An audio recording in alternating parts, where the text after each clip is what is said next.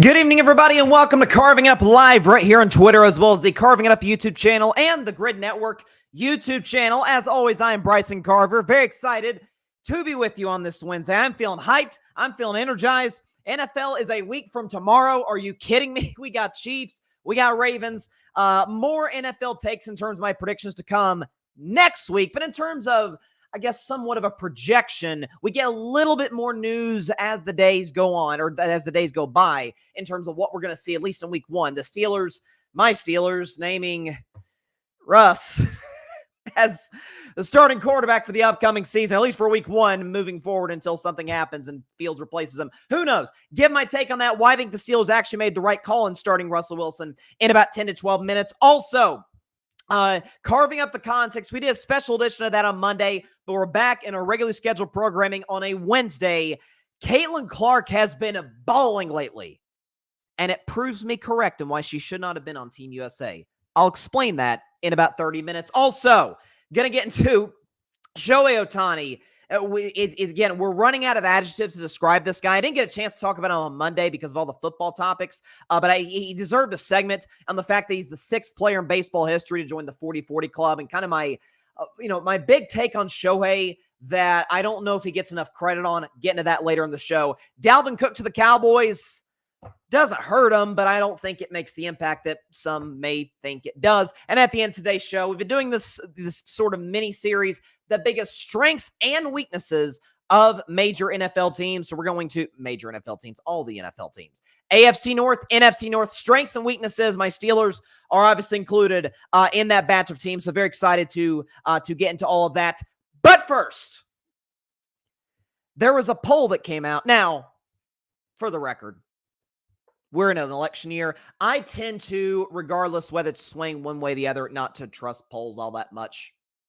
Regardless of where it's leaning for the candidate on the Republican side, the candidate on the Democrat side, I don't buy those a ton one way or the other. Only real poll that matters is Election Day. But we did get a poll from NFL players via ESPN. They polled 100 NFL players on a variety of subjects, such as, best trash talker, the most underrated player, or quarterback rather, in the National Football League. Brock Purdy won that award. Disagree with that, but, put that aside for another day. They also voted on the most overrated quarterback in the National Football League. And would you know it, Josh Allen won. Now, Josh Allen was a good sport about it. He was on some Buffalo radio show in New York talking about, hey, I'm just going to keep playing my game, doing whatever. And this is going to serve as fire motivation for Josh Allen, as well it should. But folks see the headline, Josh Allen voted the most overrated player in the NFL, and they think, oh, what a travesty. How could... Think about it from this perspective and think about what that word means, overrated. When you say somebody's overrated, are you talking in the context of everybody in their field? Because I don't think you are. If you're talking all 32 projected starters in the National Football League, is Josh Allen overrated? Obviously not. That's a ridiculous take to have. He has a very comfortable seat amongst the five best quarterbacks in the NFL. I've got him at number 4 behind Mahomes, behind Lamar, in this order, Mahomes, Burrow, then Lamar, then I go to Josh Allen. And after that, it's kind of an open book for a lot of guys. Now, Josh Allen's a top 5 quarterback, no debate. But we don't talk about Josh Allen amongst quarterbacks, nor should we. We talk about Josh Allen, or at least the last 3 years, the prevailing narrative has been, hey, Mahomes is 1A, Josh Allen's 1B. It's neck and neck. It's that close. Like, everybody acknowledges across the board, Mahomes the better player. But, in terms of value to their team, in terms of, we obviously remember that game 3 years ago in 2021 that Josh Allen lost. Wasn't his fault, by the way, but we give Josh Allen as much credit for a loss as we do some guys for their best win. If you go back to that 2021 playoff game, Bills-Chiefs, what a classic that was. It's been this constant comparison ever since. Mahomes versus Allen. Now, what we do know is this. They played 3 times in the playoffs. The first time, we can show you the numbers. All stats provided by our friends at StatMeets. All graphics provided by my man, Alfred Parsar Jr. Alfred sent me this in January, so I just figured might as well, recycle it today. But 2020 AFC Championship game, Mahomes was better basically across the board. More touchdowns, less turnovers, better completion, better rating, better QBR, and he won the game. The second time they played, it was much closer to a draw. Both guys had four touchdowns apiece, zero interceptions or zero turnovers in general. Mahomes had more yards, though, better completion, but Allen had the better rating. But Mahomes had the better QBR, and of course, he won the game. Nobody's faulting Josh Allen for that because he was nothing short of remarkable. It's the best game he's ever played. And finally, the last time they played, when I was told, hey, Allen played Mahomes toe-to-toe. Did he? He had one more touchdown, to his credit. Both guys, zero turnovers. Allen had more yards. But Mahomes' better completion percentage, significantly better rating, not even close, 131 to 86, significantly better QBR, 91 to 65. And of course, Patrick Mahomes won that game, a game in which, by the way, Josh Allen had the ball in his hands with the shot to win the game. Well, missed field goal. Kind of like how Josh Allen on a third down missed Stephon Diggs coming across the field for what would have been a drive continuing first down. I digress. So within the conversation of how Josh Allen is discussed, I don't think he's the most overrated player in the league, at least at the quarterback position. I would throw out guys like a Brock Purdy, to a lesser degree, like a Tua Tagovailoa. Those are kind of the guys that I would discuss as like most overrated. Some folks feel Trevor Lawrence is that way. I'm a big Trevor guy, but I understand why folks feel that way given the results that we've seen over his first 3 seasons. I get that. I don't think Josh Allen's the most overrated player in the league. But relative to how he's discussed on a day-to-day basis, yeah, I understand why the players feel that way. And think about it this way, too, because we have we're actually a couple of Josh Allen graphics to show you. We think about the quarterback position, we think of it as primarily a passing position, right? Being able to throw the football accurately, on time, being able to lead drives, particularly with your arm. Now, obviously, Josh Allen, part of what makes him so special is his legs, is his rushing ability. Now, he can get reckless at times with that. He's tried to hurdle guys, on 3rd and long when he has no shot to get the first down. He's often been very reckless with his body, what he's decided to do on the field at times. But that's part of what makes him special. But in terms of throwing the football, Josh is a good quarterback. His legs and his playmaking ability are what makes him special. That's what makes him a top 5 guy. Purely throwing the football, he's pretty good. He's pretty good. He's not special. He's not great. He's not bad. He's good. Let me show you the stats. Since 2021. So Josh Allen nearly wins MVP in 2020, somehow placed over Mahomes in the final MVP tallying, finished behind Aaron Rodgers that year. Not sure that happened. Last 3 years since then. Here's what Josh Allen's been. We have the stat. There you go. 93 passer rating. That's 16th in the league in that span. Since 2021, 259 pass yards per game. That's 8th. Not bad. 64% completion. That ranks 23rd in the NFL. And touchdown to interception ratio, 100 to 47. That ranks 15th.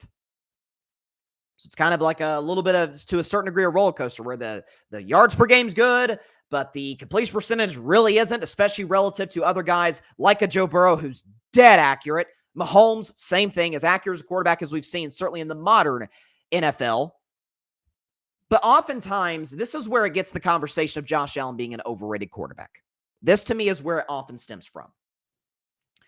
Not just the comparison with Mahomes, but what I just showed you right there. And I've been doing recently blind resumes. I have fallen in love with them as of late.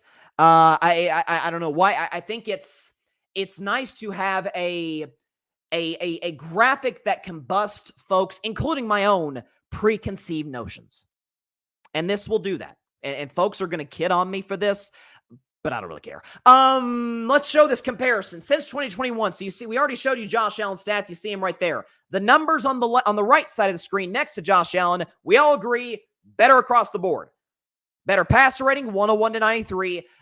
Pass yards per game, 263 to 259. Completion percentage, 68 to 64. And Allen has thrown more touchdowns than this individual, but the other guy has a much better touchdown to interception ratio. He's a better decision maker with the football in his hands at the quarterback position. Can we show who the mystery quarterback is? It's my man, Dak Prescott. Bryson, are you saying? No, I'm not saying. Dak Prescott is not better than Josh Allen. There was a time early in last year, I thought that was a legitimate conversation, but given what Allen did toward the end of the year, credit to him, it was a little bit of an overrated stretch, particularly the game against Miami. That aside, Josh, as a pure playmaker, is better than Dak Prescott, thus putting him above him. And Allen, to his credit, has at least been to a conference title game. Dak has never done that. But we don't discuss Dak, nor should we. Nor should we even think about comparing Dak Prescott to Patrick Mahomes. That'd be blasphemy, football blasphemy. But we compare Josh Allen to that because of one playoff game where he played amazing. Kudos to him, but he lost.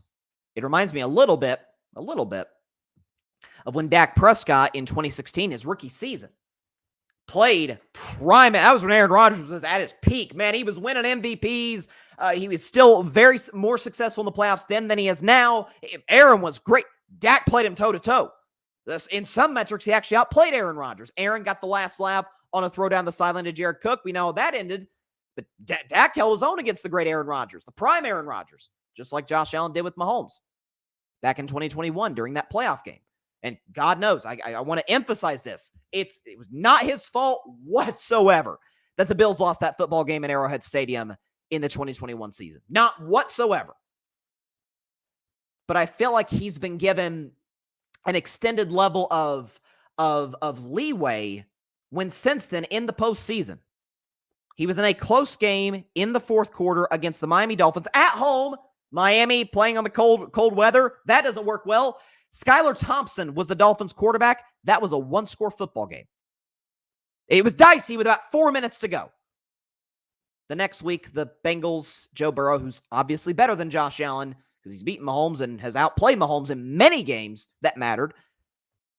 Joe Burrow went into Josh Allen's house. The Bengals went into Josh Allen and the Buffalo Bills' house in the snow. Smoked them. A year ago in the wildcard game, Josh Allen was remarkable against my Steelers. He was fantastic. Got nothing bad to say about him in that game.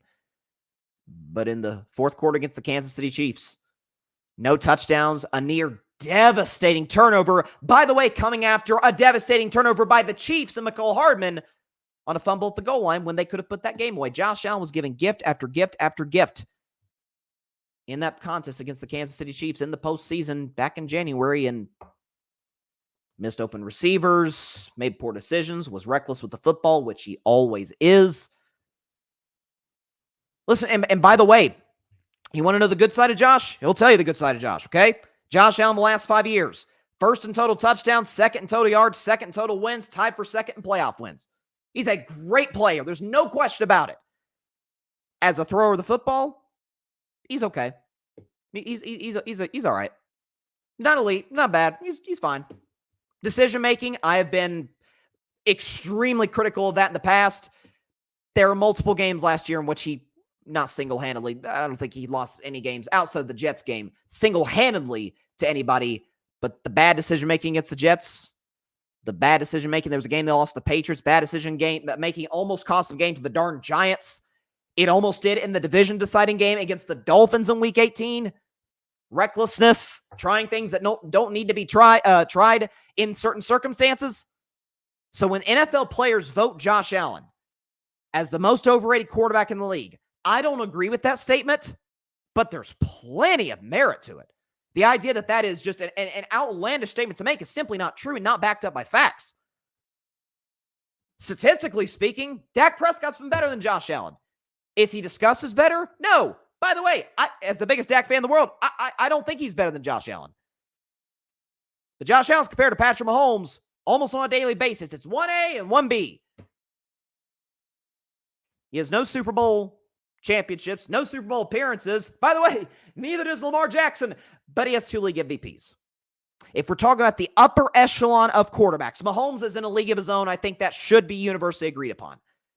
It then goes to Joe Burrow, who took his team to a Super Bowl with the worst offensive line in the league, and then got his team with the worst offensive line in the league again to the precipice of another Super Bowl when he lost to Mahomes in 2022. Lamar Jackson hasn't had similar success against Mahomes, but at least he has a couple of regular season MVPs to show for it. Allen is neither. I mean, if you want to tell the entire story thus far, what has been written about Josh Allen, he's a great playmaker, he's a reckless player, but he's great down the red zone, but he's also an average thrower of the football. He is. That's the story of Josh Allen, and that's why I don't think the players are out of their minds to vote the way they did. Disagree with them, but there's plenty of merit to it. And it's mostly stems from Allen being in the same conversation or being discussed in the same conversation as a guy who I think is already the second greatest quarterback in the history of the game, and Patrick Mahomes. There's no question he's on the Mount Rushmore. No question. So listen, I hate to bust the preconceived notions of the Josh Allen crowd, but that's the reality of where we're at with that conversation. So yeah, and by the way, he's fantastic. I think the Bills, to a certain degree, I'll make my predictions next week with Ryan Flowers, hopefully this a week from now on Wednesday. I think the Bills, to a certain level, of being a little bit underrated. I kind of like where the Bills, their draft wasn't bad. The Keon Coleman pick was really solid. I love their 2 tight ends. They have this is the best running game Josh Allen's ever had, the best offensive line he's had. Like, I think I have a lot more optimism on the Bills now this year than I did a season ago. And by the way, a season ago, they were in the divisional round in a home playoff game. So who knows? Maybe they get deeper. I don't think that's out of the question. But it's so weird. There's certain athletes that if you're critical of them in any form, even if you have stats and facts and data and information to back up your case, you're all of a sudden a hater. You don't think they're any good. You're not giving them the credit they deserve. That's not true. Give me my top 5 quarterbacks in the NFL. Allen is in that group. He's at number 4. So there you go. All right. Speaking of elite quarterbacks, well, he was elite like 10 years ago. Let's talk about Russell Wilson, who was named the starter by Mike Tomlin for my Pittsburgh Steelers. He's named the starting quarterback. So here's the thing. When the Steelers added Russell Wilson back in March, 1-year deal that pays him a little over $1 million, I had very mixed emotions about it. For obvious reasons from Russell's recent play in the last really 3 seasons, going back to his last year in Seattle, his disastrous first year in Denver, and a somewhat misleading stat line in his second season with Sean Payton. I'm like, don't know about this. But then I also looked at the other side of that coin and said, yeah, but he's better than Kenny Pickett, Mason Rudolph, who played well, by the way, but he's still Mason Rudolph. He's still a backup, and he's much better than Mitch Trubisky. So in that regard, I was okay with it. And then I like the fact that Steelers added some competition. Quarterback from the Chicago Bears with high upside, great mobility, not a terribly accurate passer or decision maker, but mobile, can make a play here or there. Justin Fields. And I said this back late July, early August, whenever I did this topic about who's going to win the Steelers quarterback battle. I always felt like it should be Russ, because Russ has been better lately than Justin Fields. We could show you the numbers. Russell's been the better player. It's certainly a season ago he was. Russell Wilson, 200 more total yards, not passing. Because the thing about Justin Fields, what he can do with his feet, Russell is not that guy that used to be in terms of his mobility, but Russell still had 200 more yards, total yards than Justin Fields. He had 9 more total touchdowns than Fields. He had 1 fewer interception despite playing more games than Justin Fields. 66 to 61% completion. Russell was better, much better passer rating, 98 to 86, and a better record, 7-8 versus Justin Fields, 5-8. So a season ago, Russell was the better player. Now, conventional wisdom would tell you Russell should be on the decline and Fields should be getting better. I'm not totally ruling out that possibility because Fields is going into year 4, Russell's going into year 13. He should be on the decline. Frankly, he is. We've seen what he's been the last few seasons. But to me, the plan, the smart one, at least for the Steelers, has always been and should be. And I don't know if Tomlin's taking this. I don't know if Omar Khan is taking this into account. I would not throw out the possibility that they are. Is that Russell's not going to be the longest. Even if Russell Wilson has a year replicative of his 2020 season, when he got off to a blistering start, was tearing up the whole league, throwing 4 touchdowns, 5 touchdowns, and then tailed off badly at the end, and Seattle goes out in round 1 against the LA Rams.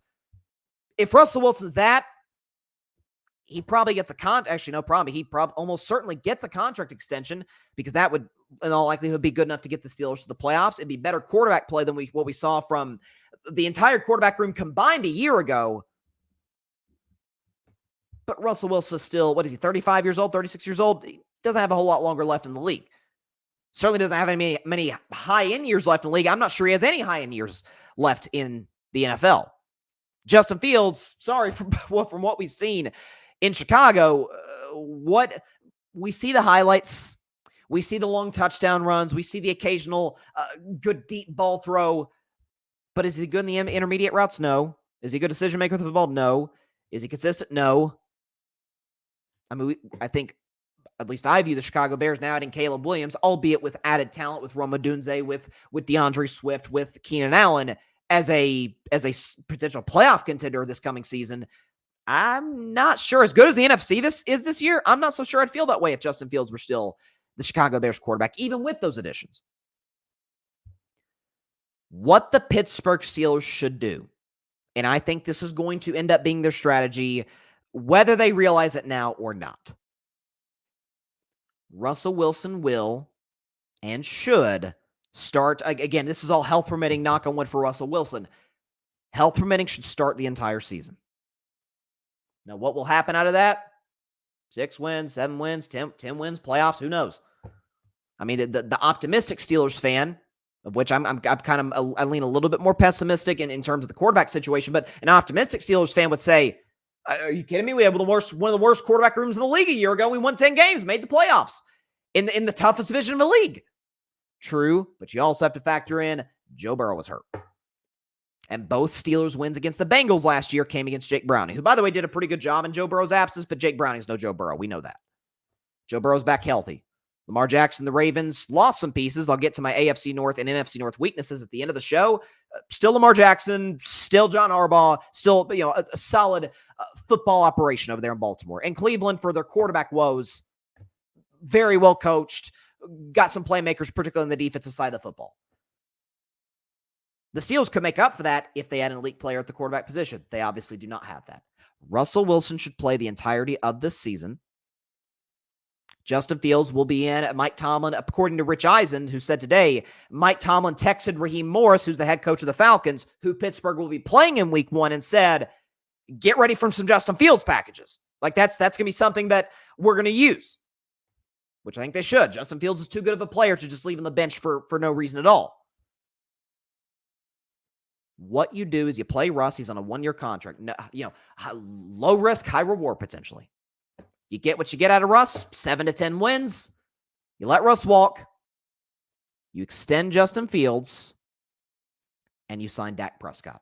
And you either keep Justin Fields as Dak's backup, because Justin Fields is a very good backup quarterback in this league. Low-end starter, high-end backup is where I've got him. Or you move him for better pieces. That's what I thought the Cowboys were going to do with Trey Lance. Use him in some packages here and there, and don't really play him much. Don't show him off that much. And then move him for more than what you got him for, which was a 4th-round pick. That's not what they did because the Cowboys aren't very good at making football decisions. The Steelers are. You keep Justin Fields your backup. You move him, for better pieces. And you probably draft a quarterback in like the 4th or 5th round to back up Dak Prescott. That, to me, needs to be the plan. And by the way, if the Dak thing doesn't work out, you play Russ. You get what you get out of Russ. And you move up in the draft and take one of the high-end quarterbacks in this draft. Obviously, Carson Beck, Shedeur Sand. I'm not terribly high on Shedeur because of the character stuff, beefing with people on Twitter. You got some other quarterback. Quinn Ewers, I'm not sure about him. There's some solid, high upside quarterbacks in this upcoming 2025 draft. Not to the level I thought was in this past draft, but better long-term upside options for the Steelers and certainly what they have right now with Russ and Justin Fields. So in the here and now, as well as the long term, I think Mike Tomlin made the right decision in starting Russ. Russ is for his faults, he's a veteran. He'll win you some games here or there. He's a better option than what you had a year ago, and we'll see what we'll see from the Pittsburgh Steelers.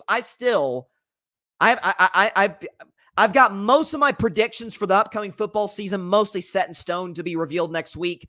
The Steelers are one of the few that I have not. I do not have a strong conviction when it comes to my football team. Maybe it's because of my own internal bias. I want my team to be successful, but I know that there's a ceiling because of the quarterback play, not because of the roster. So I think this is the right call for Pittsburgh. I prefer Justin Fields not start too many, if any, games at all so you can preserve his value, because Fields not be the long-term answer at Pittsburgh. That's not going to happen. Let Russ walk, keep Fields, use him as maybe an asset, and go all out. The standard in Pittsburgh, Mike Tomlin. The standard is the standard. That's his famous catchphrase. Well, the standard in the Steel City His 6 Super Bowl championships, tied for the most with the New England Patriots. The standard in Pittsburgh is smart football, hard-nosed football, and playing big games in January and February. Do you give Dak Prescott stability for the first time in his almost decade-long career? You give him an elite coach for the first time in his decade-long career after he almost won MVP a year ago with Mike McCarthy. Like McCarthy, he's not Mike Tomlin. That goes without saying. And with no other perimeter threats outside of CeeDee Lamb. Give him the weapons in Pittsburgh.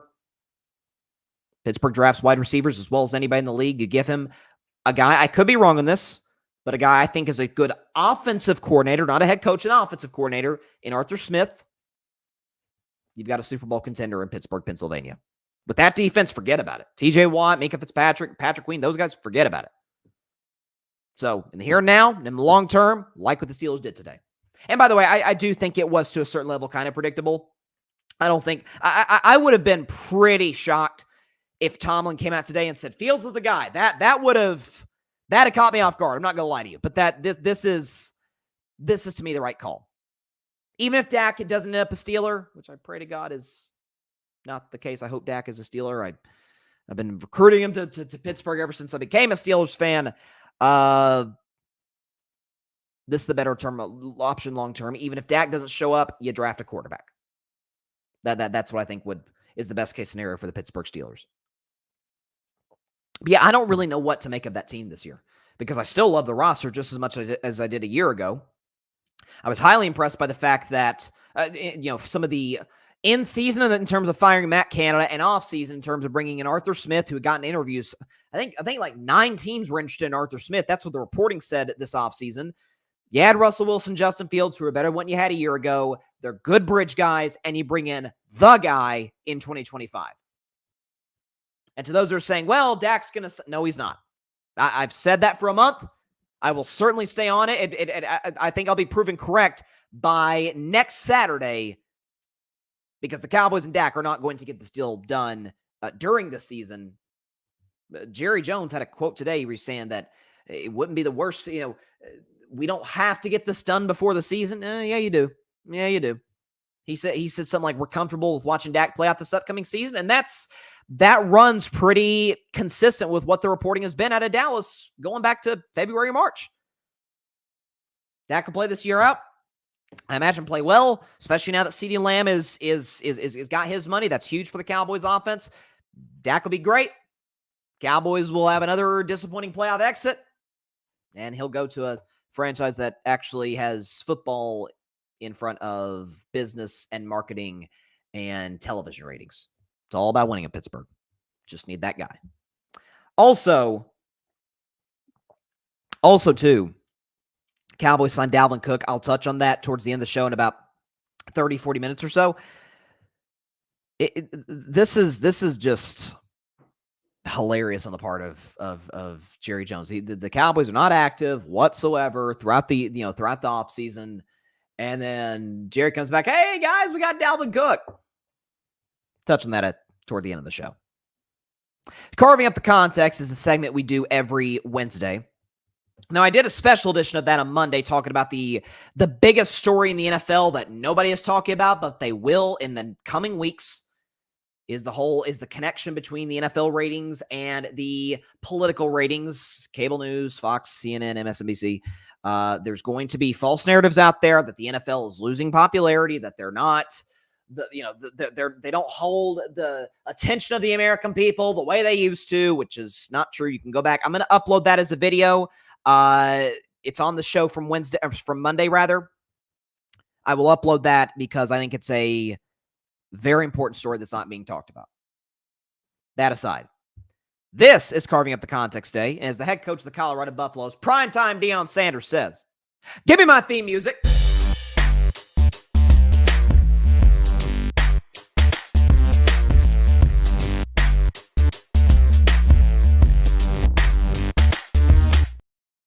On this week's edition of Carving Up the Context, or rather the second edition of Carving Up the Context, given what we did on Monday. So we've obviously talked about the WNBA more on the show this year than we have. I've talked about it before in the past, in years past, and carving it up, but none more so this year because of, in particular, Caitlin Clark for the Indiana Fever, Angel Reese for the Chicago Sky, who've been duking it out in the Rookie of the Year battle. I think Caitlin's starting to pull away. Get into that in just a second. But the league's popularity is at a point now where it hasn't been in quite some time.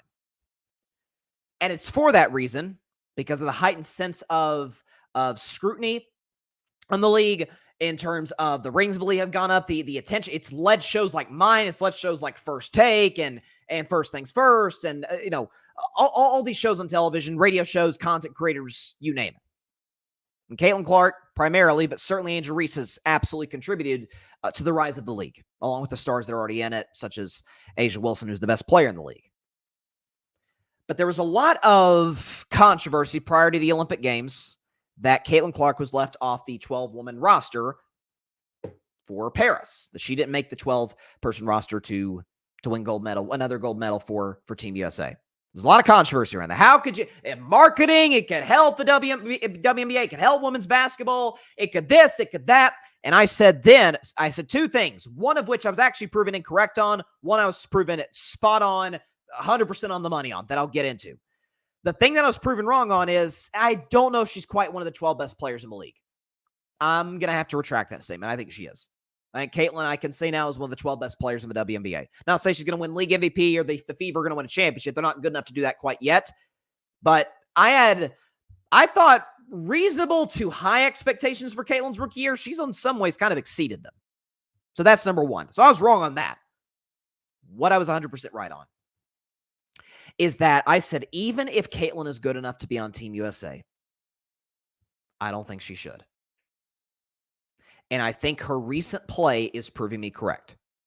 So if you go back to Iowa's senior, so Caitlin has been, she had been, I think on the minds of basketball fans who follow, Hoops Hype and other basketball House of Highlights basketball accounts on Instagram, seen her highlights, seen her pull up from 30 plus feet out. I'd seen Caitlin Clark prior to 2-3 seasons ago at Iowa, but she really came into the national spotlight in that first championship run in 2023, when obviously her and LSU and Angel Reese and LSU matched up in the national championship game. There was the infamous moment where Angel Reese was dogged by many portions of the media and fans, wrongfully, by the way. And that's when Caitlin and Angel, by the way, became kind of the focal points of our attention when it came to women's basketball. And it only intensified after what Caitlin did a season ago, becoming the all-time leading scorer in the history of NCAA basketball, men's or women's.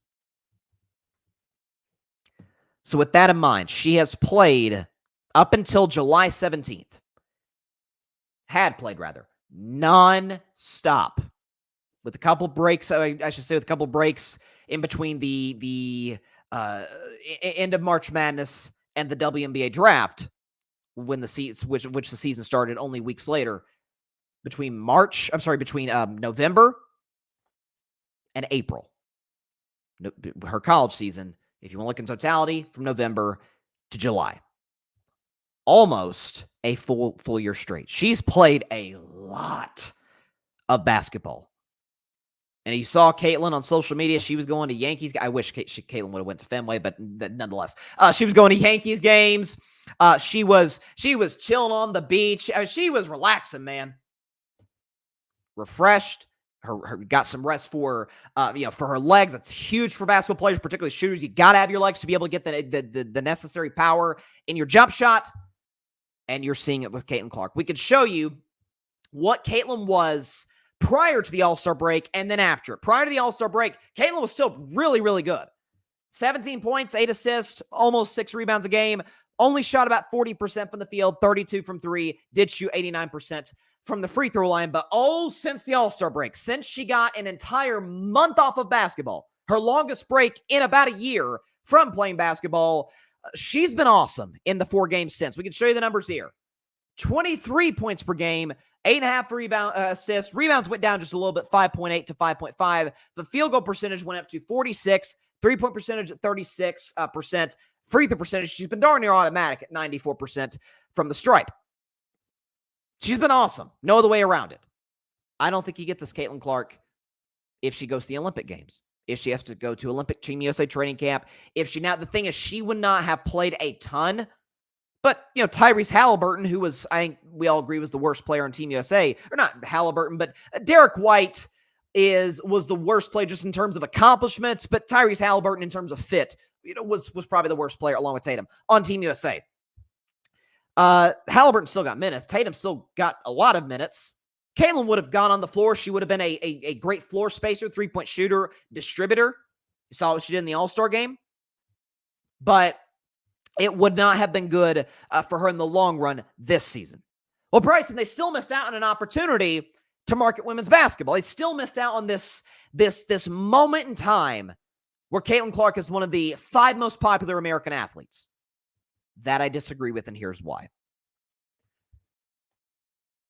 If you think Caitlin Clark is popular now, when she is, I think, with respect to Angel Reese, who's been great this year, I think the clear and obvious Rookie of the Year, taking an Indiana team that was god-awful a year ago, and it looks like, unless they just falter down the stretch, looks like they're going to make the playoffs, which would be highly impressive. It'd be great for the league to get Caitlin on television for the biggest games of the WNBA season. If you think she's popular now, wait till she comes back next year. Matter of fact, you ain't got to wait till the upcoming WNBA season starts, or the next WNBA season starts in May of 2025. Go to February of 2025. Oh, you're going to see the popularity for Caitlin Clark. Why February, you ask? Well, remember they did that Steph Curry versus Sabrina Ionescu three-point shooting contest, and it was like really great. It's close. Steph barely beat Sabrina Ionescu, who was shooting, by the way, from the NBA three-point line. It was very close. It was great television. It was by far the most entertaining part of the All-Star Saturday night. It's already been discussed. You mark my words, and it will happen in February. It's a long ways from now, but it will happen. A three-point contest featuring Steph Curry. I think Sabrina Ionescu probably comes back. Caitlin Clark undeniably gets invited, and I think accepts. It's great for her brand, great for the WNBA. She'll go. And I think of Klay Thompson, which the fact that he's a Dallas Maverick now, you get the Splash Brothers back together or competing against each other. It's great for television. It'll kind of be like, oh, Caitlin, here we go. And then she'll be better next year, and the year after that, and the year after that. She may have an MVP, a championship, or both.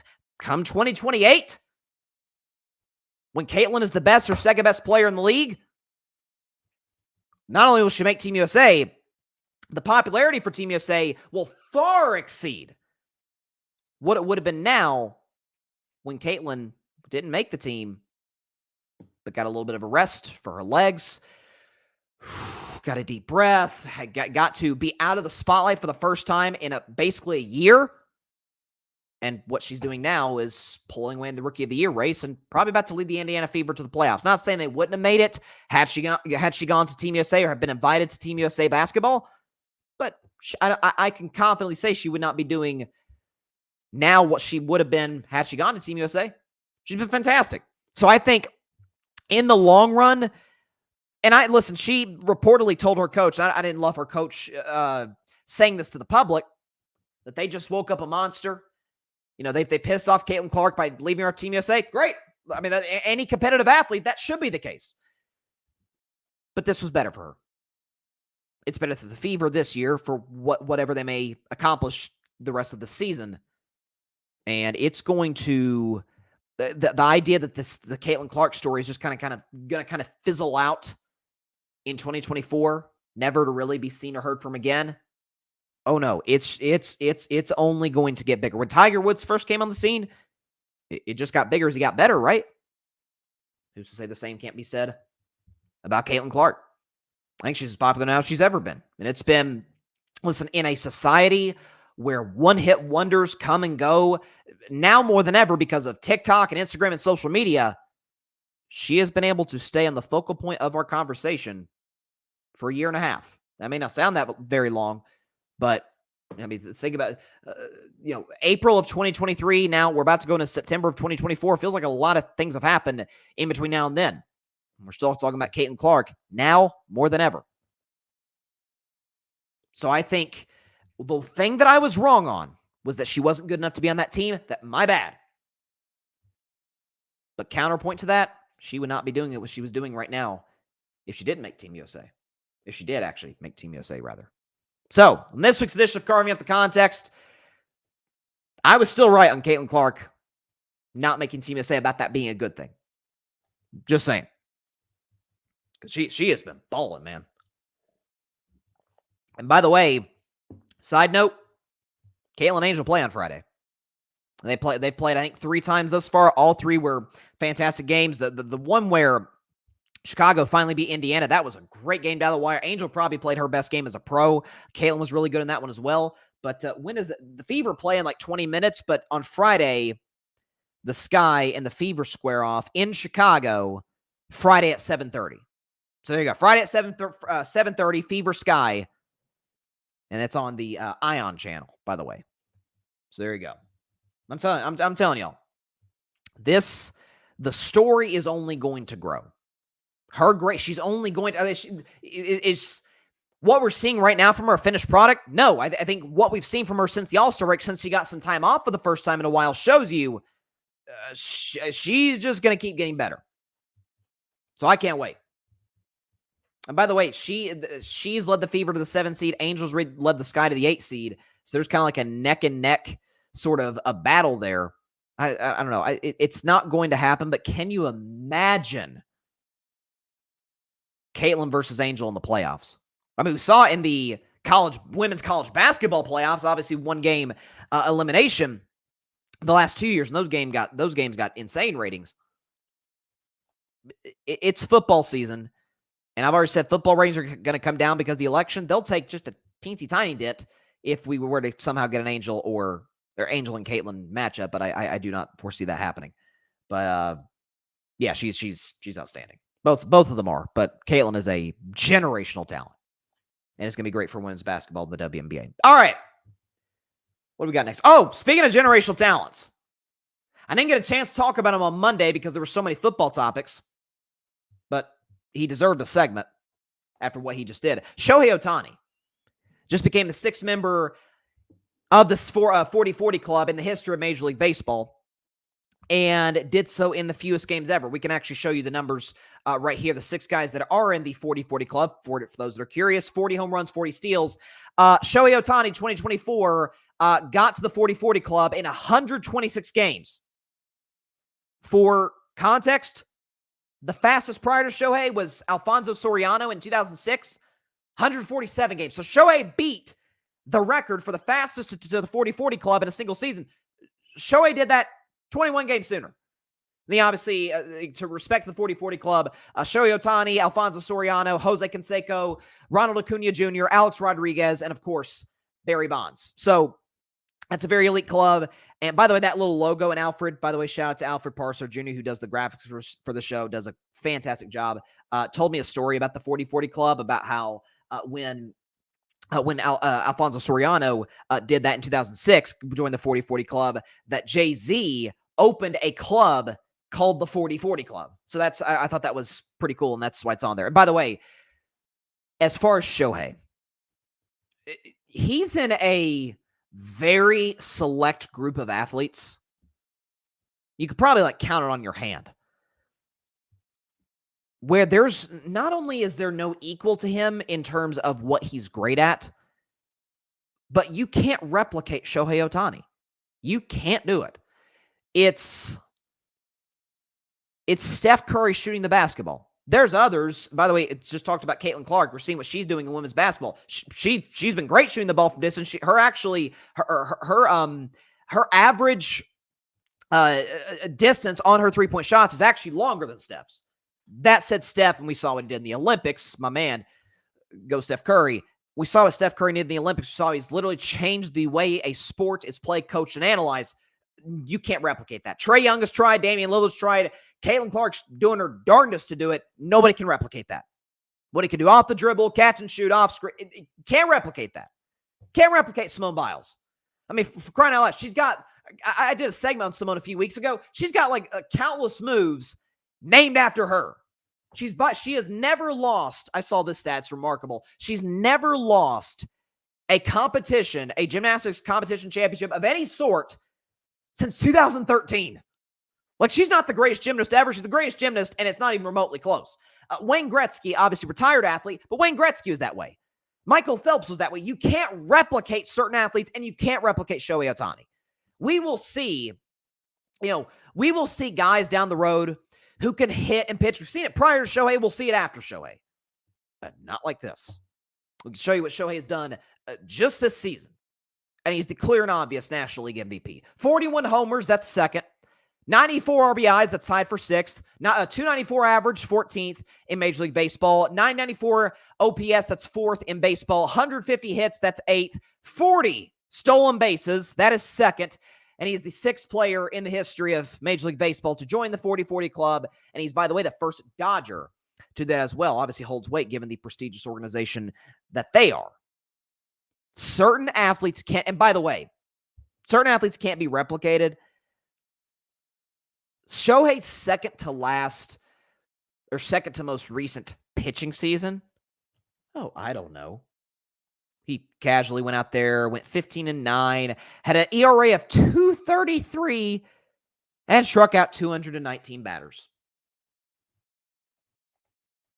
Can he reach that off of another Tommy John surgery? I don't know. Nate Eovaldi, has been better post two Tommy John surgeries than he was prior to it.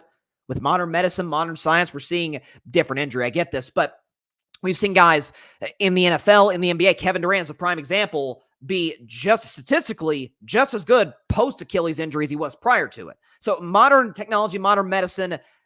I don't think there's any reason to believe Shohei Ohtani can't get to the level of pitcher that he was prior to the second surgery on the second Tommy John surgery. Certain athletes can't be replicated.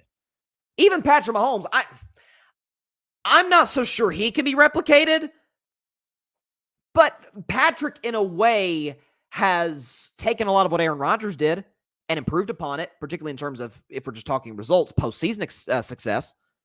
Caleb Williams looks like he's trying to model Mahomes. Now, I don't think he is and he, by the way, he shouldn't be as a rookie, but I don't think he's near at the line of scrimmage with Mahomes. As Mahomes of line of scrimmage, I don't think we give him enough credit for how incredible he is there. Arm strength, arm angles, no look, underhanded passes to Kelsey in the preseason. I mean, he can do it all, obviously. We know that. We know what Patrick Mahomes is. Certain athletes, and it sort of goes to what I said. I remember when Steph Curry, almost 3 years ago, broke Ray Allen's three-point record. And right now, he's obviously in the process of absolutely shattering that record. I said Steph is in an elite class of athletes where in their particular field, or at least what they're greatest at, literally nobody argues it. Nobody argues who the greatest shooter ever is. That we argue who's second. Who's second behind Steph? Is it Reggie Miller? Is it Ray Allen? Is it Klay Thompson? Damian Lillard? Who is it? Nobody even waste time arguing. Is Steph Curry the greatest shooter ever? Duh. He holds like every shooting record in existence. Wayne Gretzky. Nobody even debates. I'm not even a hockey fan. I know how great Wayne Gretzky was. I think the stat is if he weren't the all-time leading, if you take away all of his goals scored, he'd still be the all-time leading scorer in terms of like assists. I think that was what the stat was, which is just insane. We don't argue the greatest gymnast is. We don't argue who the greatest swimmer is. I don't know. Is Shohei so hard to put in a box because of how fluid of a baseball player that he is, especially come next year? By the way, I've saw the tape of him of him throwing a little bit. I don't know if it's prior to or a Dodgers game or in some other facility. Shohei may pitch in October. I don't rule that out.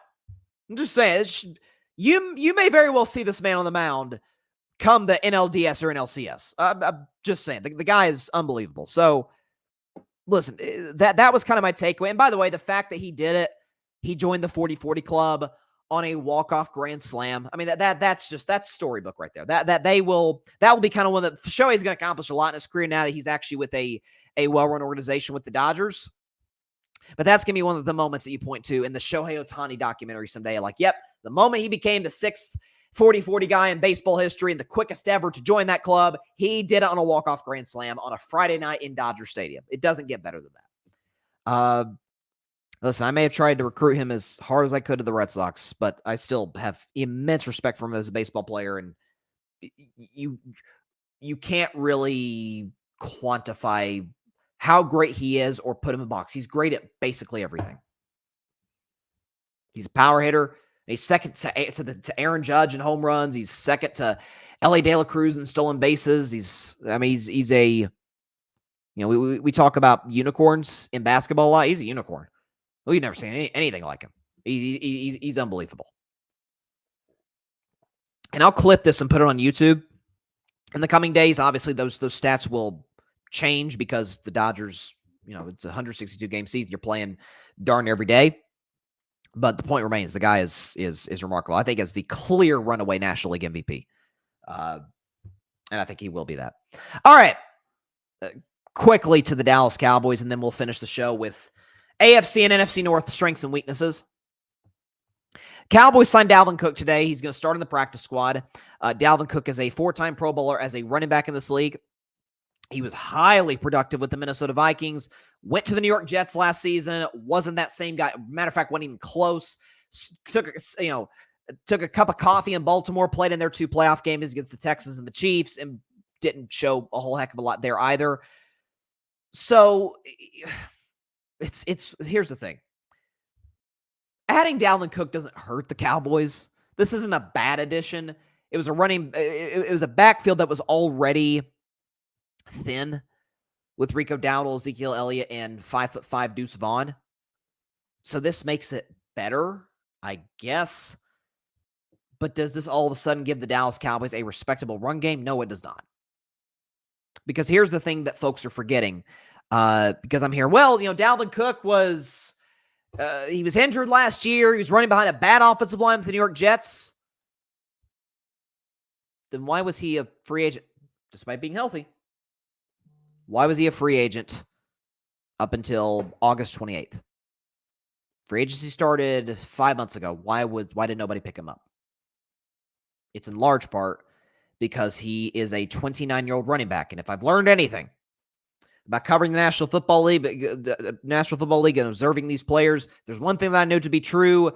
Overwhelmingly so, Adrian Peterson broke that rule, has broken this rule in the past. Some other guys have. Running backs generally don't get better once they turn 30. That's just not how the game is played, especially running backs with an injury history, which Dalvin Cook has. So I don't think, listen, it's his last season in Minnesota, he was a Pro Bowler, and they couldn't get rid of him fast enough. Minnesota,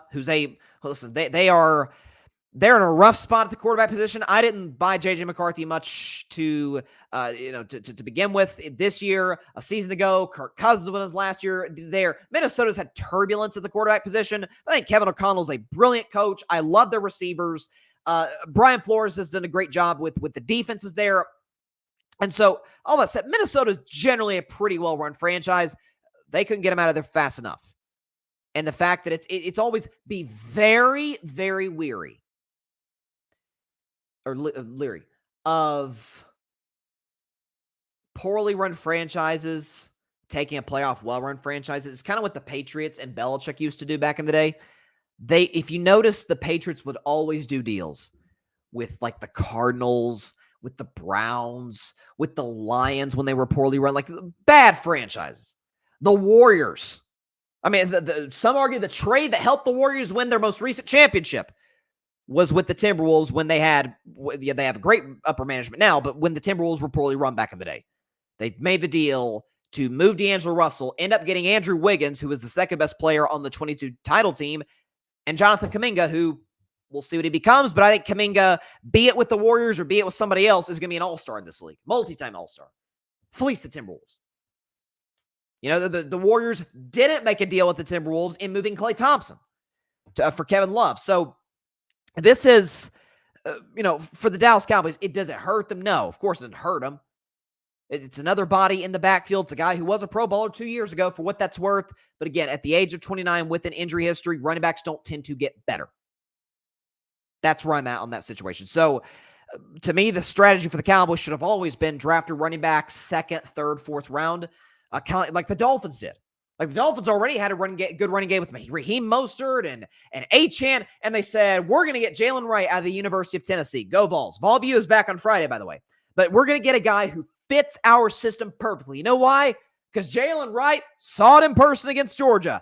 Can fly. The Cowboys didn't really do that. They let Tony Pollard walk, which I don't think was a bad decision. Pollard wasn't terribly productive last year. And they bring back an old Ezekiel Elliott. Rico Dowdle, I think actually, honestly speaking, I think has the best shot to be the best running back on this team. Cook's older. Zeke is old and beat up. Rico Dowdle, to my knowledge, is still a relatively young player with not a ton of mileage on his body.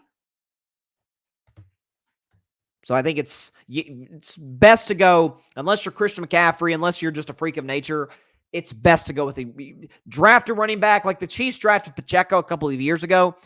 I would not be shocked at all if by 2026 Pacheco's not a Chief and they just draft somebody else. That's kind of been what they've done.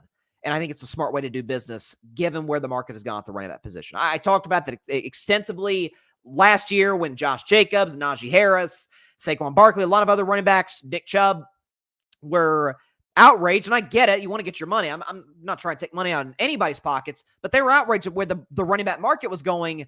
And my retort to that, and the NFL's retort to that was, yeah, but it's a quarterback-centric league. The running backs are, declining assets as they get older. So it's not a bad move by the Cowboys, but I don't think this is going to add an extra win to their regular season. I don't think this is going to pay huge dividends for them in the playoffs. We saw Dalvin Cook in the playoffs with a great offensive line and Lamar Jackson in Baltimore, and he was a no-show. There's a reason the Vikings moved off him, reason the Jets moved off him, reason the Ravens let him walk. You've been passed over by 3 teams. After once being great, by the way, that's got to tell you something. Check the comments. Yeah, Patrick's 100% right. He says, happy Wednesday, everyone. Hope you're staying hydrated in this heat wave. It has been hot here in Tennessee. My goodness. Philip's right. If this was 2018, the Cowboys would be a super team, but it's not. It's 2024. This is better than nothing, but it won't matter in the long run. Listen, I think if there's one positive way to look at it, it's that the Cowboys now have depth or extra depth at the running back position. And they'll probably try and do this by committee, give it to Cook, give it to Zeke. I think Zeke will be good in short yardage situations. But to me, the aspect of the Cowboys running game, and to me, the most important part of a running game that's going to do them in is late game situations. You saw it a little bit in that game against Detroit where the Cowboys barely got out of there, barely got out of there alive with a W. But if the Cowboys are in a game, it's 20-16. Late in the fourth quarter, the Cowboys got the ball, front side of the 2-minute warning. So you got to play before the warning. And the other team has all 3 of their timeouts, and the Cowboys are at their own 35-yard line. I would almost guarantee this and come back to this. The Cowboys will be in a situation, and I don't know if they'll win or lose the game because they survived that game against the Lions back in week 17 a year ago. It'll be late game, close, other team has all their timeouts, and Dallas will throw the ball when they probably shouldn't. And McCarthy will get crushed for it. If Dak throws an incompletion, he'll get crushed for it.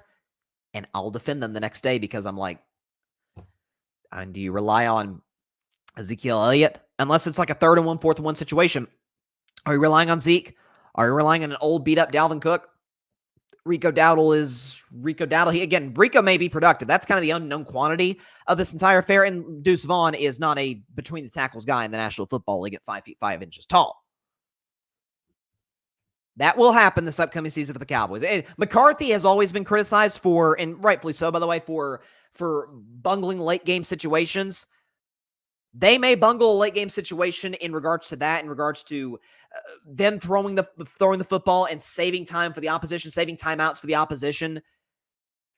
I think I'll probably defend them on that if they do, even if it costs them a game, because what are they going to rely on? Listen, they're not the Baltimore Ravens in terms of running back by committee. And by the way, the Baltimore Ravens, part of the reason it works, A, their offensive line is awesome, and B, their quarterback's one of the most mobile in the history of the league. I love Dak, but he's not Lamar in that regard.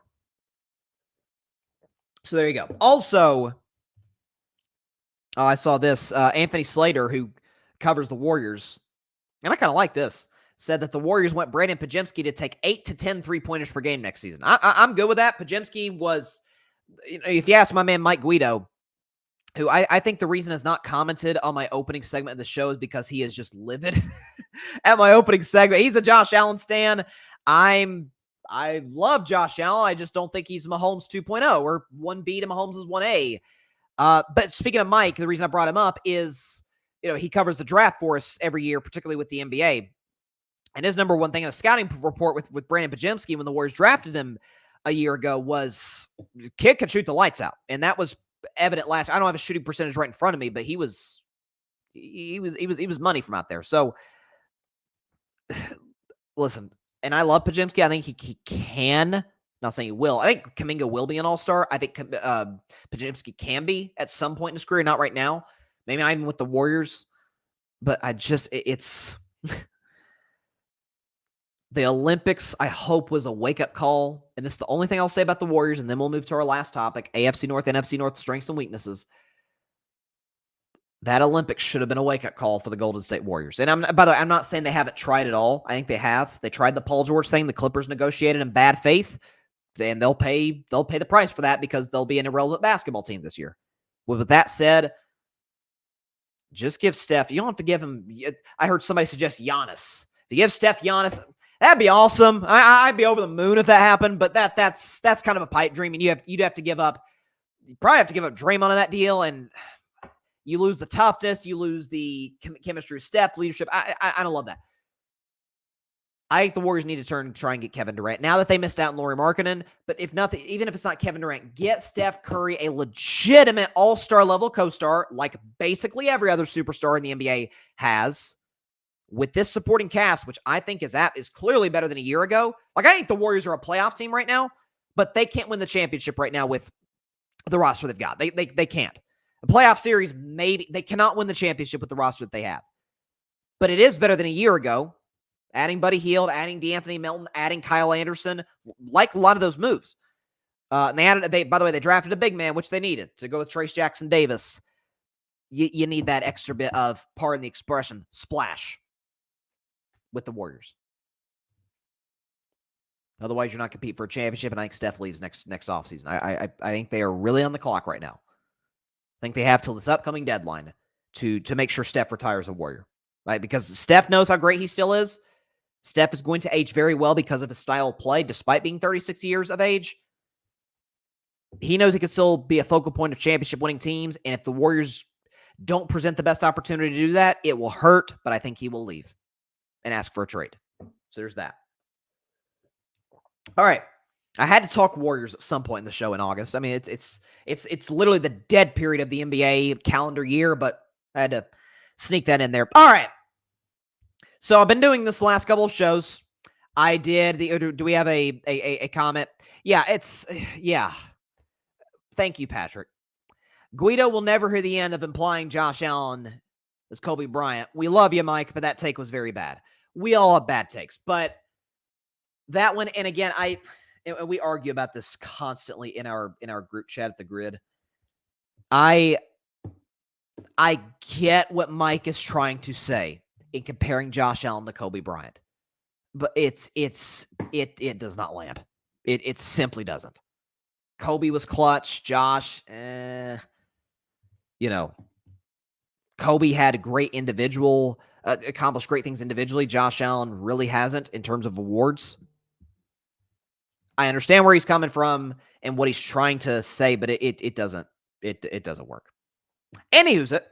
Back to our originally scheduled programming. Thanks for saying that, Patrick. So the last couple of shows, I did both East Divisions, AFC, NFC, a couple of Wednesdays ago before I took my last vacation.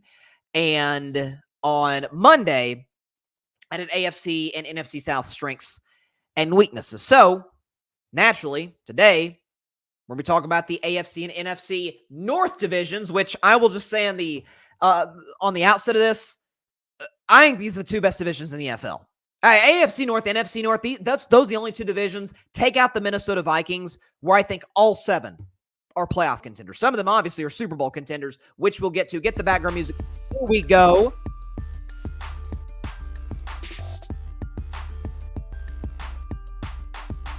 We will start strengths and weaknesses, AFC North, and this, since we're going the AFC North, we're going to start with the Baltimore Ravens. The Baltimore Ravens' biggest strength is Derrick Henry, and a slimmed down Lamar will haunt defensive coordinators. That's the biggest strength of the Baltimore Ravens. So look, again, I said in the Dalvin Cook segment, running backs tend to not get better on the other side of 30, on the wrong side of 30. I get that with Derrick Henry, but he's still a very productive player in this league. And again, the opposite, I don't think Derrick's going to be what he was 2020, 2021 Derrick Henry, but can he still be productive, a bruiser, and a guy who can get you 4 yards a clip and 4 yards a carry? No question about it. He's a guy who can run behind that big offensive line in Baltimore. And with Lamar Jackson, who fell, and you saw at points last season, like if he felt like he was going to get caught, he would like pull up and go out of bounds if he was, on a one-man scamper. If he had a safety to beat, the safety would often catch him. In years past, that wasn't the case. Lamar lost weight. He joked this offseason. He said, yeah, I was fat, last season, the last 2 years. So he's lost weight. He looks a little bit like the older, or rather the younger Lamar Jackson. If the running capability improves for Lamar with his improved passing over the last few years, along with Derrick Henry, Baltimore's rushing attack is going to be, as it's been in years past, pretty darn difficult to stop. So that's the biggest strength for the Ravens. The biggest weakness of the Ravens, though, is defense is bound to take a step back. It just is. You lost Mike McDonald, who was probably the best defensive coordinator in football last year, who became the head coach of the Seattle Seahawks, and you lost one of your key defensive playmakers, Patrick Queen, to the Pittsburgh Steelers. Thank you very much. So, Patrick Queen's been great the last few years since being drafted out of LSU. They lose him. They lose Mike McDonald. And for those that are saying, well, by and large, the defensive personnel is the same for the Ravens, so was the case with the Philadelphia Eagles last year. And the Eagles were especially in terms of sacking the quarterback, a historically great defense. And then Jonathan Gannon left, the defensive coordinator, to become the head coach of the Arizona Cardinals. And last year, the Eagles were arguably the worst division in football, the worst defense in football. I don't think the Ravens are going to have that type of plummet the way Philadelphia did, because defense is kind of in Baltimore's culture and always has been. But that's something to keep your eye on. The Baltimore was amazing defensively last year. I'm not saying they won't be, again, great this year, but they will not be in the conversation as the best defense in all football. That's my prediction, and that is the biggest weakness for the Baltimore Ravens. Moving on to the Cleveland Browns, their biggest strength, O-line and head coach are elite. So their offensive line's been dealing with a lot of injuries, particularly in training camp. I think they're going to get a lot of those guys back before the season opener against the Cowboys. I think it's going to mostly be sustainable throughout the course of the season. But Cleveland's offensive line the last 5 years or so has been amongst the best in the league. And Kevin Stefanski, I've been a Kevin Stefanski guy for a long time on the show. The fact that he took over a very dysfunctional organization in Cleveland, year one, playoffs, and a playoff win. There was the stuff where Baker was dealing with a shoulder injury. 2022 was kind of a mess. Last year, to be able to take a Cleveland Browns team that was awesome on defense with Jeff Schwartz, Schwartz calling the plays. But offensively, you had Deshaun Watson, you had DTR, you had a lot of other guys stood up, and at the end of the season, you have an old office couch Joe Flacco, who had us convinced, hey, the Browns may make a run to the AFC Championship game. Didn't fool me, but there was a lot of folks who were saying Cleveland is a Super Bowl threat with Joe Flacco. That's Kevin Stefanski for you. He's that brilliant of an offensive play caller. The problem is with the Browns, though, is that their quarterback situation is bad. Their biggest weakness is that 2020 Deshaun Watson is long gone. That he is gone, never to be seen again. Deshaun Watson was great, historically great, statistically at least, not in terms of wins, but in terms of his statistical output, was fantastic in 2021. But there's the off-the-field stuff, of which there's nobody to blame but Deshaun. Didn't play in 2021, didn't play the majority of 2022, didn't play the majority of last year, and prior to getting injured, save for like a one game, I think maybe against the Cardinals, Deshaun Watson was not very good whatsoever a season ago. That's going to hold the Browns back in the long run. To my Pittsburgh Steelers, our biggest weakness is Tomlin is a wizard situational. So the Steelers since 2020, so basically in this decade, despite a declining Big Ben and a carousel of backup quarterbacks with the names of Pickett, Trubisky, Rudolph, among others, since 2020, the Pittsburgh Steelers are 31-11 in one-score games. A season ago, I think they were 9-2 in one-score games. So that was, again, I remember there was a lot of discussion, even on this show, like how the Steelers are god-awful offensively. How are they winning these games? Because they're situationally sound, because they really don't commit dumb penalties in the fourth quarter. They don't turn the football over in the fourth quarter. It's simplistic. It's not sexy necessarily, but it works. It always has worked in the history of the NFL. The problem, though, with the Pittsburgh Steelers, the biggest weakness is elite roster, which I believe it is. The defense is stacked. The offense has plenty of playmakers everywhere. Elite rosters held back by mediocre quarterbacks. Russell Wilson, yes, he was good statistically a year ago. Those were very misleading stats. That was a lot of dink and dunk. That was a lot of not taking a whole lot of shots down the field when maybe the play would have been there because of the risk of throwing an interception.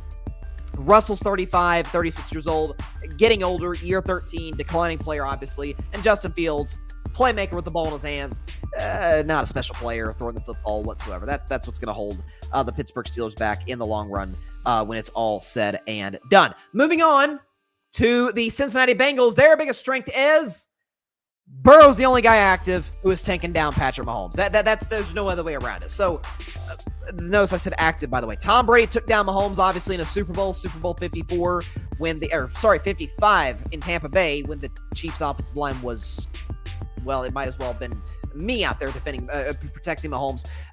Joe Burrow is the only guy that can say he went to Arrowhead, even including Brady. Actually, Brady went to Arrowhead once. My bad.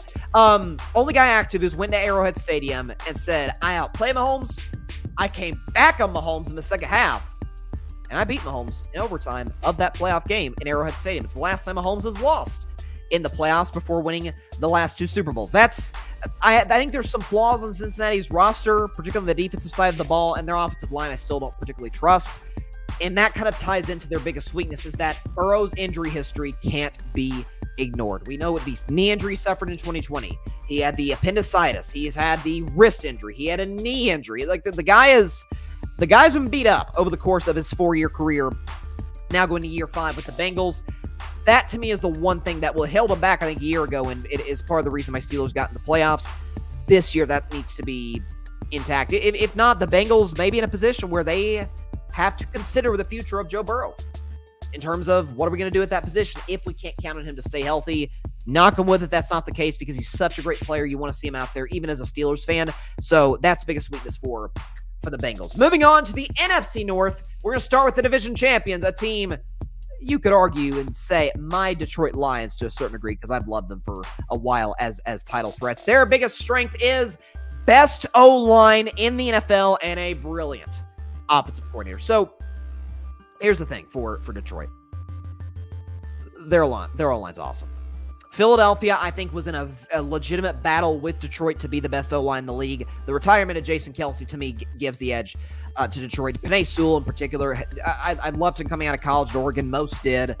The guy's just an absolute one-man wrecking crew as a right tackle. They got Sam Decker. They've got other guys. Decker. They got other guys in that offensive line in Detroit, which provides help for a good running game with Jahmyr Gibbs, among others. Jared Goff has always been, throughout his career, a well below average quarterback when he's facing pressure. And when he's got a clean pocket, Jared Goff is as accurate as they come. Goff is kind of the last of a dying breed of quarterbacks in terms of just being a pure statuesque pocket passer. But because he is, that O-line better be good. And it's not only good in Detroit, it's awesome. And by the way, their offensive coordinator is nothing short of brilliant. Ben Johnson is as good as they come, and could have been a head coach this past offseason. Wanted to come back, help the Lions go deeper into the postseason, maybe win a Super Bowl, and then he'll be a head coach come 2025. That's the Detroit Lions' biggest strength. But their biggest weakness is their head coach, Dan Campbell, late in games. His recklessness late in football games. We remember that game against the Dallas Cowboys, where the Lions are down 7 late in the game. They score a touchdown. Conventional wisdom says kick the extra point, but Dan Campbell's like, you know what? We're going to go for the win. God bless him. They run the trick play. There's confusion with the officiating. Nonetheless, the play's called back to the 7-yard line. Now, smart coaches would say, hey, we're going to kick the extra point. Let's just go to overtime. The 2-point conversion didn't work. He said, no, we're going to try it again. And a couple plays later, it failed, and the Lions lost that game. Could have helped them in terms of playoff seeding, lost them the game. So that's something that can be considered with Detroit. And listen, I love Dan Campbell. I think the guy is as good as they come in terms of motivation, culture building. The Lions were a disaster when he took over. Now we look at them as a perennial Super Bowl threat out of the NFC potentially. That's him. But late in games, I do worry about the Lions. They're kind of the anti-Steelers in that way, situationally. That's the biggest weakness for Detroit. For the Green Bay Packers, my sister's favorite team. Their biggest strength is Love finished last year as a top 5 quarterback. There's no question about it. Jordan Love in the second half of last season, from week 11 on to their playoff loss to San Francisco, 23 touchdowns, 3 picks, 113 passer rating, and the Packers in that stretch went 7-3. The guy was unbelievable. And sort of the culmination of that came in Jerry World against the Cowboys, where he threw a party against the Cowboys defense that afternoon in Dallas. If he continues that going into this season after getting the biggest contract in NFL history, oh yeah, he will be, I think, universally regarded as if not in the top 5, darn close. It's going to be like a Jordan Love, CJ Stroud, Justin Herbert, Dak Prescott type of discussion. Like, it's going to be those guys. Who's the 5th best quarterback behind Mahomes, Burrow, Lamar, and Josh Allen? That's what's going to happen if Love continues that. The weakness for the Packers, though, is that the defense has very little depth. Now, the defense was kind of a roller coaster a year ago after being actually really good in 2022. It dealt with a lot of injuries. They tried to shore that up in the draft. They drafted, some guys to help their secondary. Jair Alexander, who's been one of the best corners in the NFL, kind of had a down season. That's going to be something I think that's going to hurt the Packers in the long run. And if the Packers go on to lose in the NFC Championship game to the Lions or to the 49ers or somebody like that, with teams that have weapons, that I think will do them in. It won't be their offense. I don't think it will be. That's the biggest weakness for the Green Bay Packers. To the Minnesota Vikings, their biggest strength is top receiving tandem in the league. Justin Jefferson and Jordan Addison are as good as they come when it comes to being able to separate, catch the football, run after the catch, deep threats, the whole bit. They're both excellent route runners. Jefferson, I think, is the best receiver in the National Football League, and I think despite the limitations at quarterback that I'll get into in just a moment, I think he will continue to show us that, assuming that he is healthy, knock on wood. We saw a year ago with Jordan Addison, for all his call it issues off the field, bro, what are you doing? That game against the 49ers on Monday Night Football with Kirk Cousins, albeit, but on Monday Night Football against San Francisco, one of the best defenses in the NFL, Justin Jefferson out of the lineup. Jordan Addison went crazy in that game. We saw his capabilities back at USC. He had a great rookie year with the Minnesota Vikings. I expect him, assuming he doesn't act like a dum-dum off the field, to continue on the field with the best receiver in the game, Justin Jefferson, who got the bag, well-deserved. Minnesota Vikings, that's their biggest strength. Their biggest weakness, though, is that Sam Darnold is still Sam Darnold. I don't think there's anything more to say other than that. Now, I don't think Darnold will be atrocious this coming season. If you look back to his 2022 numbers, the last time he really played, got significant action on the field, it's fine. The numbers aren't going to blow you away. The completion percentage isn't very good, but it went, I think, 4-2 in a start. He was pretty good. The Panthers almost made the playoffs over Tom Brady's Bucks that year. So you give Sam Darnold credit for that in that regard. But with Minnesota, he's got a smart offensive coach in Kevin O'Connell and the aforementioned weapons. But he's still Sam Darnold. He's not accurate. He's not a good decision maker. Mobility is just not there. He's still Sam Darnold, and that's going to hold the Vikings back from being a playoff team in 2024. Finally, the Chicago Bears, before we get out of here, their biggest strength is loaded offense with a quarterback with infinite potential. So I don't know if there's an offense in the NFL that improved more than Chicago's. Get to Caleb, but you add DeAndre Swift. You add Keenan Allen, who, albeit on the last leg of his career, but had a great season last year with Justin Herbert, with a bad offensive coordinator in Kellen Moore. And they also add Rome Odunze, who many regarded as the second best receiver in the draft, to Marvin Harrison Jr.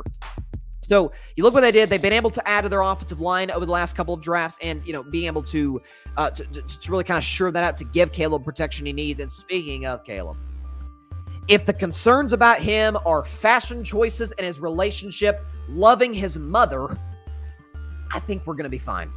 I think the Bears are going to be fine. I think Caleb Williams is going to be just okay because he is a virtual A+ at everything that actually matters when it comes to evaluating the quarterback position. Arm strength, mobility, leadership, accuracy, being able to make throws in the pocket, outside the pocket. And by the way, for the first time in his career, probably since high school, he won't have to be A+ every single game for the Bears, the way he was at USC, who had a god-awful defense. So that's going to really help the Bears this season into what I think could be a potential playoff team. The biggest weakness, though, of the Chicago Bears is that Eberflus is still an unproven head coach. We haven't seen the guy make the playoffs yet. He's going to year 3 of his time in Chicago. We know he's a great defensive coach because the Bears' defense has been excellent. The addition of Montez Sweat, the trade deadline, has helped them tremendously. Jalen Johnson's a great player in the defensive backfield. They've got some real dudes. Listen, I talked about earlier with the Ravens, defense being their identity. Same thing with the Chicago Bears. That's who they are. They still, to this day, talk about the 85 Bears defense. So that's going to be fine, and Eberflus is going to do well with that. But can he be able to parlay? We'll see what the offensive coaching staff does with the Bears. Can he parlay the talent of Caleb Williams and the talent of that Bears offense into a successful season, into a 10-11 win regular season for Chicago? That remains to be seen. I'm not saying he can't. I'm just saying right now, given what we've seen, that's a little bit of a weakness for the Chicago Bears. So there we go. Strengths and weaknesses, AFC North and NFC North. So there we go. And on Friday, we'll do AFC and NFC West. So we'll do the two, we'll be headlined obviously by the two teams that made the Super Bowl last year, the Chiefs and the 49ers, as well as the other teams following them. Again, I've got a lot of I talked about earlier with the Steelers. I don't really know what I'm going to do with the Steelers in terms of where I have them finishing this year, but the majority of my predictions are mostly set in stone. There's a team in one of the two divisions that I'll preview on Friday and give strengths and weaknesses for, AFC West and NFC West. There's a team that I think could be a sneaky Super Bowl threat. Obviously, we know who the Chiefs are. We know the 49ers are.